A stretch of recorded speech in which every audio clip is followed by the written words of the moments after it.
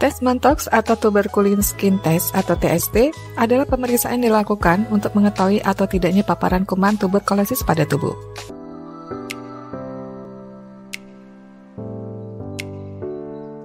Tes Mantoux merupakan metode pemeriksaan awal yang umum dilakukan untuk screening atau deteksi awal penyakit TBC pada populasi tertentu. Pemeriksaan ini dilakukan dengan menyuntikkan cairan tuberkulin yang nantinya akan menimbulkan reaksi sebagai indikator ada tidaknya. Tuberkulosis atau TB adalah penyakit paru yang disebabkan oleh bakteri Mycobacterium tuberculosis dan bersifat menular. Penyakit tuberkulosis tidak hanya menyerang orang dewasa, namun juga dapat menyerang anak-anak. Penularan penyakit tuberkulosis dapat melalui udara, misalnya saat penderita tuberkulosis batuk sehingga bakteri menyebar ke udara. Penyakit tuberkulosis adalah jenis penyakit paru yang disebabkan oleh bakteri Mycobacterium tuberculosis. Penularan penyakit TB dapat terjadi melalui udara, umumnya terjadi saat penderita TB batuk tanpa menutup mulut.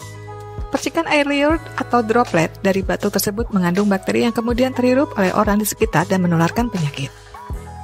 Bagaimana prosedur tes Mantoux? Tes Mantoux pada anak dilakukan dengan menyuntikkan sejumlah cairan yaitu PPD tuberkulin ke kulit lengan. Suntikan ini akan menimbulkan benjolan yang menjadi indikator tes. Dokter akan memberi tanda batas awal di sekeliling benjolan tersebut menggunakan spidol agar dapat diketahui apabila nanti terdapat perubahan ukuran benjolan. Setelah 48 hingga 72 jam sejak tes Mantoux dilakukan, dokter akan memeriksa kembali benjolan yang terbentuk untuk melihat adanya perubahan. Jika tidak muncul pembesaran pada benjolan, dapat disimpulkan bahwa hasil tes Mantoux negatif yang berarti pasien tidak terpapar kuman TB. Pada pasien dengan hasil tes yang menunjukkan penambahan ukuran benjolan, biasanya sebesar 5 hingga 9 mm dan terlihat adanya peradangan, ini berarti tes Mantoux dikatakan positif dan berarti pasien sedang atau sudah pernah terpapar kuman TB. Hasil tes ini memerlukan pemeriksaan lebih lanjut untuk memastikan apakah terdapat infeksi TB. Pemeriksaan lebih lanjut diantaranya ronsen torak dan pemeriksaan fisik lain yang mendukung diagnosa TB paru pada anak. Faktor apa saja yang dapat mempengaruhi hasil tes? Dalam kasus tertentu, hasil tes Mantoux tidak begitu akurat karena adanya hasil tes palsu. Pada hasil tes palsu, hasil tes akan terlihat negatif padahal sebenarnya pasien telah terinfeksi kuman TB. Untuk menghindari kepalsuan hasil tes Mantoux, Anda perlu mengetahui sejumlah faktor yang dapat mempengaruhi kondisi pasien.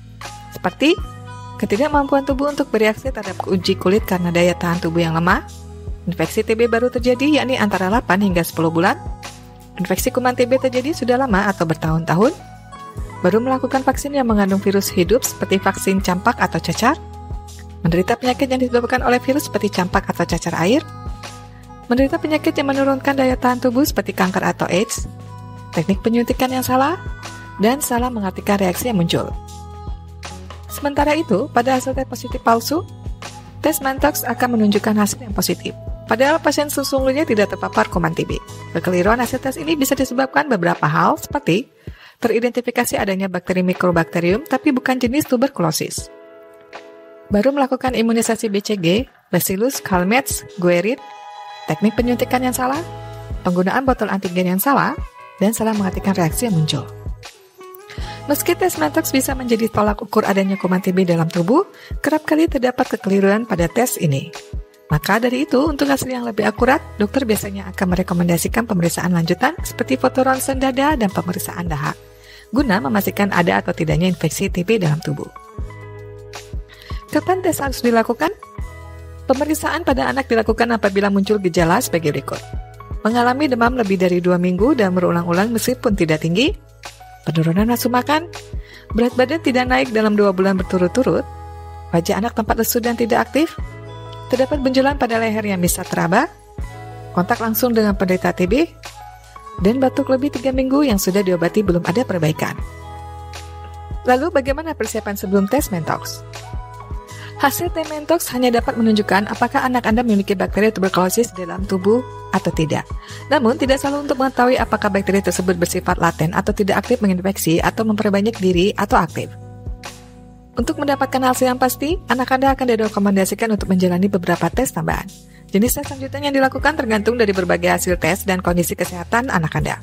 Seperti mengalami gangguan kesehatan dicurigai sebagai gejala TBC. Anda juga wajib untuk menginformasikan ahli atau dokter jika anak sudah pernah mendapatkan vaksinasi TBC atau vaksin BCG. Anda masih boleh menjalani tes Mentox ini setelah vaksinasi terlebih jika anak memiliki faktor-faktor risiko terkena TBC. Namun pastikan anak tidak melakukan vaksinasi BCG dan tes Mentox dalam waktu yang berdekatan. Jarak waktu antara vaksinasi dan tes kulit yang terlalu berdekatan berpotensi mengakibatkan hasil tes tidak akurat. Ada baiknya Anda memberi jeda sekitar 1 bulan antara waktu vaksinasi dan tes kulit. Hal yang sama juga berlaku jika anak pernah menerima vaksinasi untuk penyakit yang disebabkan oleh virus, misalnya vaksin cacar. Anak setidaknya perlu menunggu selama 4 hingga 6 minggu sebelum menjalani tes Mentox.